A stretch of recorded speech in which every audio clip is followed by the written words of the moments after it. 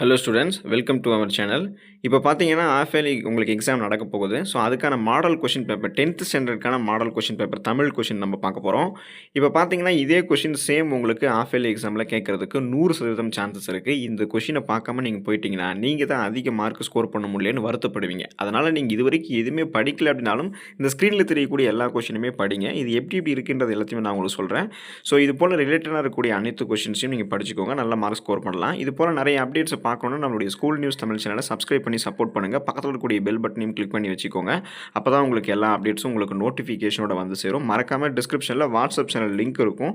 அந்த சேனலை ஜாயின் பண்ணிக்கோங்க. உங்களுக்கு வேண்டிய எல்லா நோட்ஸும் தகவல்களும் எல்லாமே உங்களுக்கு வந்து சேரும். வாங்க இப்போ வீடியோக்குள்ளே போயிடலாம். ஸோ தமிழை பொறுத்த வரைக்கும் பார்த்தீங்கன்னா நம்ம ஈஸியாக 1 மார்க்லேயே அதிகமாக வந்து ஸ்கோர் பண்ண முடியும். தமிழில் நம்ம ஃபெயிலாகவே ஆகக்கூடாது. சொல்லப்போனால் அதிக மார்க் வந்து ஸ்கோர் பண்ணக்கூடிய ஒரு ஏரியா வந்து தமிழில் தான் இருக்கும் நமக்கு. இப்போ இதில் பார்த்தீங்கன்னா பார்ட் 1ல் வந்து 15 1 மார்க் இருக்குது பார்த்தீங்களா. ஸோ இந்த ஸ்க்ரீனில் தெரியக்கூடிய ஒவ்வொரு 1 மார்க்குமே ரொம்ப ரொம்ப இம்பார்ட்டன்ட் தான். இது நல்லா படித்து வச்சுக்கோங்க. இந்த 1 மார்க்கான ஆன்சர்ஸ் எல்லாம் எங்கே இருக்குன்னு பார்த்தீங்கன்னா உங்களுக்கு ஸ்கூல் புக் பேக்கில் இருக்கும். அதே போல் ஒரு சில கொஷின்ஸ் எல்லாம் வந்து இன்னும் கொஞ்சம் டெப்த்தாக நீங்கள் அந்த லெசன்ஸ் வந்து படிக்கும்பொழுது உங்களுக்கு வந்து பார்த்தீங்கன்னா இது புரியும். அந்த மாதிரி இருக்கக்கூடிய இதாக தான் இருக்கும்.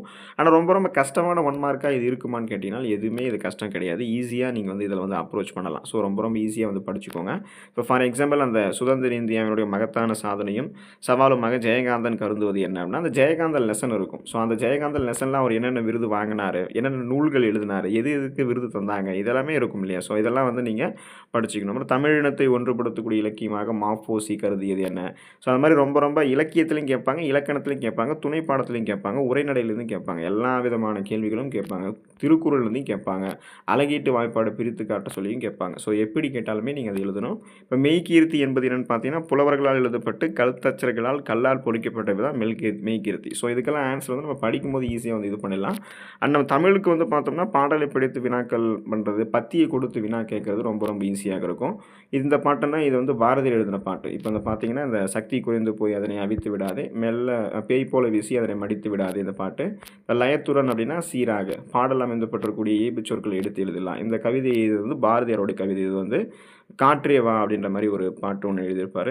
நெடுங்காலம் அதை சொல்ல பிரித்து எழுதுனா என்ன கிடைக்கும். இதெல்லாம் நம்ம ஈஸியாக அந்த ஸ்கூல் புக் பேக்கில் இருக்கக்கூடிய ஆப்ஷன்ஸ் வச்சு நம்ம அதை வந்து படிச்சிக்கலாம். ஒவ்வொரு பாடம் முடியும் போதும் இலக்கணம் மொழித்திறன் பயிற்சி இருக்கும், அதெல்லாம் படிச்சுக்கோங்க.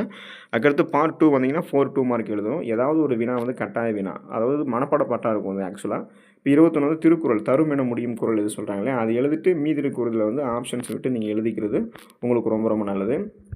அடுத்து பார்ட் 2க்கு போனீங்க அப்படின்னா ஏதாவது 5 வினாக்களுக்கு மட்டும் விடையளிக்கணும். 5 மார்க்கு. ஸோ அதில் வந்து நீங்கள் அது மாதிரி எழுதிக்கலாம். இது வந்து இலக்கணமும் வந்து இதுக்குள்ளே வரும். இந்த மரபுத்தொடர் அள்ளி இறைத்தல்னா என்ன, ஆறப்போடுதுன்னா ஒரு காலத்தம் தள்ளி போகிறது, அமர்ந்தான் அந்த அமர் பகுதி, அந்த இத்து சந்தி இத்து இந்தானது விகாரம் அந்த மாதிரி பிரிப்போம் பார்த்தீங்களா. பகுபத உறுப்பிலக்கணம் பிரிக்கலாம். கூட்டுப்பெயர்கள் கல்னா கற்குவியல், ஆடுனா ஆடுக்கு என்ன வரும் அது மாதிரி நீங்கள் அது எழுதணும். விடு வீடு இரு தொடரில் அமைச்சு எழுதுறது. கொடு கோடு கொடுக்குனா கொடுக்குறது, கோடுனா கோடு போடுறது, விடுன்னா நம்ம ஏதாவது இந்த கை விடு, வீடுன்னா நம்ம கட்டி குடியிருக்கிறது, இந்த மாதிரி வந்து இது பண்ணிக்கலாம். அது வந்து செவி மாற்றுத்திறனாளிகளுக்கான வினா வந்து அதை நம்ம அப்ளை பண்ணி தான் மட்டும் தான் அதை எழுத முடியும். மற்றபடி நம்ம அதை விட்டுடலாம். அடுத்து பார்ட் 3 வந்தீங்கன்னா அதில் 2-3 மார்க்கு பிரிவு 1ல். ஸோ அதில் வந்து நம்ம ஈஸியாக வந்து எழுதலாம். உரையை படித்து அந்த உரைக்கு வந்து இருக்கக்கூடிய கேள்விக்கு வந்து நம்ம ஆன்சர் பண்ண போகிறோம். இந்த கேள்விக்கு பதில் வந்து அந்த உரையிலே இருக்கும். ஸோ ரொம்ப ரொம்ப ஈஸியாக படிச்சிங்கன்னா இதில் வந்து அந்த பன்முக கலைஞர் அந்த லெசன் இருக்கும். அதில் தான் உங்களுக்கு வந்து கொடுத்துருக்காங்க. அதுக்கான கேள்விக்கு பதில் எல்லாமே அதிலே இருக்கும், நம்ம எழுதிக்கலாம். அடுத்து பிரிவு 2 போனீங்கன்னா 2-3 மார்க்கு. அதில் 34 கம்பல்சரி ஏதாவது ஒன்று கொடுத்துருப்பாங்க. அதில் வந்து பார்த்தீங்கன்னா இந்த நீதி நெறி வெண்பா அதில் இருக்கக்கூடிய அந்த பாட்டு இருக்கும் பார்த்தீங்களா, அந்த அருளை பெருக்கி அதோட மனப்பாட பாட்டு, அதை வந்து நீங்கள் அடி மாறாமல் எழுதணும். இல்லைனா தூசும் துகிரும் மாசரும் முத்தும் மணியும்ன்ற மாதிரி அந்த சிலப்பதிகார பாட்டு ஒன்று இருக்கும், அதை எழுதலாம். அதுக்கடுத்து பார்த்தீங்கன்னா பார்ட் 3ல் வந்தீங்கன்னா இந்த மாதிரி பாட்டு கொடுத்துருக்காங்க. தாலாட்டு பாடலாம் இதில் தொடர் வகைகள். ஸோ இதெல்லாம் ரொம்ப ரொம்ப ஈஸியாக நம்ம இது எழுத முடியும். அந்த சிறுவினா குருவினா அதெல்லாம் படிச்சிக்கிறது, அழகீட்டு வாய்ப்பாடு படிச்சிக்கிறது, எல்லா அணிகளையுமே நீங்கள் வந்து படிச்சுக்கோங்க. முடியாட்டி இம்பார்ட்டன்ஸாக இருக்கக்கூடிய அணியாவது படிச்சுக்கோங்க, உங்களுக்கு அதை தான் கேட்பாங்க. தென் பார்ட் 4 போனீங்கன்னா 5 மார்க் எழுதணும். இதில் எய்தர் ஆர் ஆப்ஷன்ஸ் இருக்கும். ஒன்று அதை எழுதலாம், இல்லைனா 38A எழுதலாம், 38B எழுதலாம். எது வேணால் நம்ம வந்து எழுதலாம். ஸோ இதில் வந்து ஈஸியாக நீங்கள் எழுதலாம். உங்களுக்கு அந்த எழுத பிடிக்கலன்னா அந்த படம் உணர்த்தக்கூடிய கருத்தை வந்து கவிதை மாதிரி நம்ம எழுதுறது. அதுக்கப்புறம் நமக்கு வந்து ஒரு அட்ரஸ் கொடுத்துருப்பாங்க. அந்த அட்ரஸ் வச்சு அஃபிஷியலாக நம்ம வந்து விண்ணப்பங்கள் எழுதுறது, அஃபிஷியல் லெட்டர் எழுதுறது, பாணயம் பாராட்டுறது, ஏதாவது ஒரு பாட்டு கொடுத்துருப்பாங்க அதை வச்சு பாணயம் பாராட்டுறது, இதெல்லாம் நம்ம வந்து எழுதிக்கலாம். தென் வந்து பார்த்திங்கன்னா அஃபிஷியலாகவே எல்லா ஸ்கூல் புக் பேக்லேயும் வந்து நமக்கு மொழிபெயர்க்க இருக்கும். அது இங்கிலீஷில் கொடுத்துருப்பாங்க, ட்ரான்ஸ்லேட் பண்ணி தமிழ் எழுதுகிற மாதிரி இருக்கும்.